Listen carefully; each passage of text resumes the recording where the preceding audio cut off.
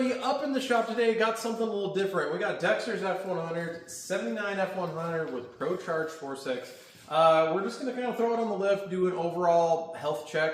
He's ran 2 autocross seasons in it. Front end's making a little pop on backup and turn, so we're going to see if we can figure out what that is, and then just go everything. We figured we'd do a build breakdown. First one we've kind of done on that, and Dexter's truck's an awesome truck, and I'm sure you guys have all seen it on the channel, so I figured we'll get into it, show you what he's done to it, and yeah, maybe take it out for a rip. All right, let's go.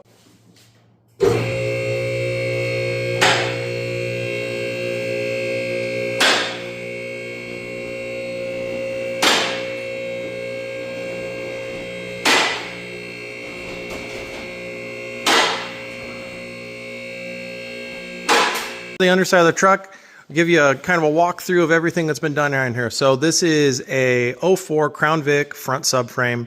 It has a S550 electronic rack conversion, so no more power steering juice leaking everywhere. He's running an ADT upgraded, what is this, inch and bigger diameter front sway bar. It is equipped with Viking coilovers, should be QA1. He's got X-pipe, full exhaust, manual transmission. And this has been converted to S550 rear subframe. He's running ADT? ATP.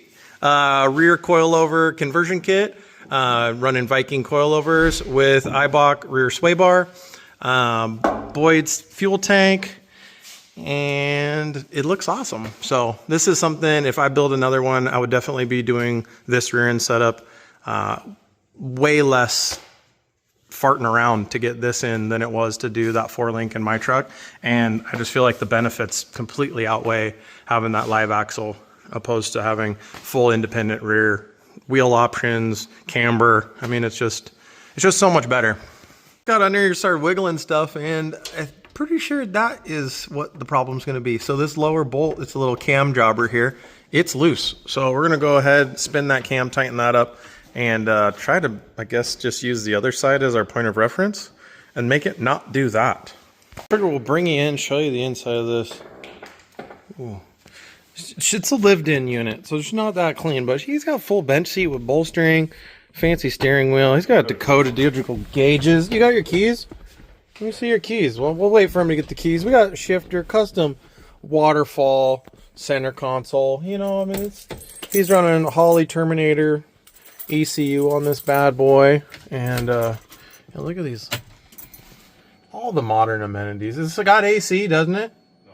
Just totally has AC. No AC. You just do it's got the same AC as I got right there, the old wing windows. But yeah, Dakota digital gauges. It's just a super cool truck, and it, you know, she scoots pretty dang good. Has power. One other thing that was brought up, so with that E-rack, look at that, key on power steering. Pretty cool. Pretty cool. That's a pretty cool feature. How much did that cost? $1,500? Yeah. No, it's not that much. No, 17. Okay. 500. More quick walk around and just kind of show. I gave that little overview of everything, but he's got carbon fiber inserts in the hood, which I think those would look super cool in my truck. He's got the carbon fiber vents in the bumper. Bumper's been narrowed. He's got his air on there. Custom grill he had made for it. Powder coated all of his trim to match. He's running rear spoiler, which I like this thing too. I think that would look cool in my truck. Plans for the truck, he's been racing autocross in it. Everything underneath was looking good, minus that front that we tightened up. Now he has his Mustang, so he's not going to be racing this thing nearly as much. Plan is to kind of clean this thing up, and he daily drives it a very good amount during the summer. His plan is to keep doing that and just start working on making it cleaner and nicer, and you know, not so much still racy, but more of that clean, dependable daily. All right, let's get this thing fired up, get it outside, take it for a rip.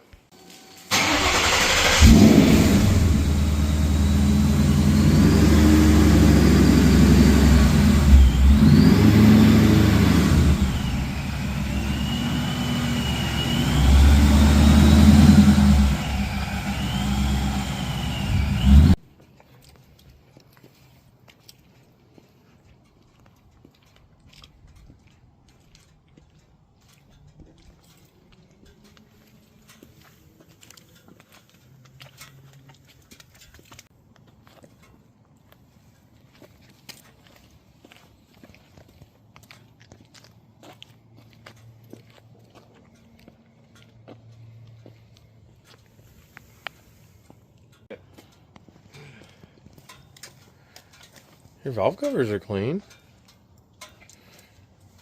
They get oil sprayed on them or something? No. What's up with those battery mounts? Factory.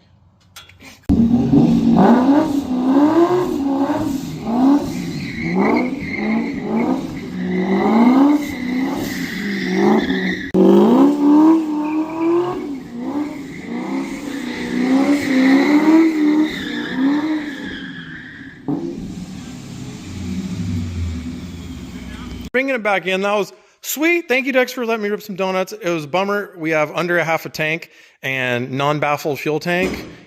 You could see the truck cut out after you get like that second time around, you know, the old fuel cut curse. So that'll be something maybe we'll have to figure out, because my truck does the same thing, and that's a bummer. But we got a little toe going on here. We look a little pigeon toed. So we're gonna try to do a little better of alignment here, see if we can get this thing tracking a little straighter.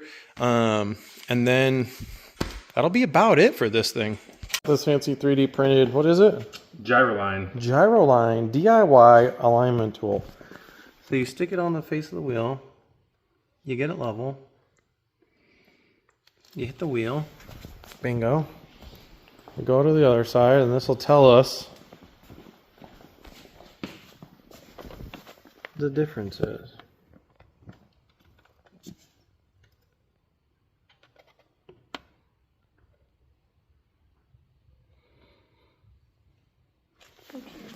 What's different than the other time? So, there you go, let me see. So this is saying 0.6 toe in. Minus? That doesn't... The other method that we are doing here is just the old tried and true. We stuck that plate flat there on the wheel, and then we measured from one side to the other side, and we got our difference between front and back, which we got our handy dandy notebook, and I think we were at, what was it, 79 and a quarter and 79 and 1/16. So, you know, I mean, I'm not good at math, but that computer machine said we're toe in 0.6.